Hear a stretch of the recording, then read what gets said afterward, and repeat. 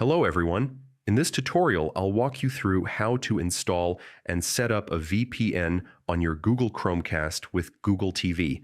This is a great way to unlock region-restricted shows and keep your streaming private.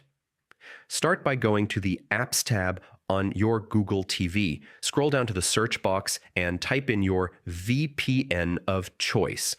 I'm using NordVPN, but the process will be the same for most providers. Select the app, then click Install. Once the installation finishes, open the app and let it load. Click the Login option. You'll see 3 ways to sign in with a QR code, PC, or mobile verification, or by typing your email manually.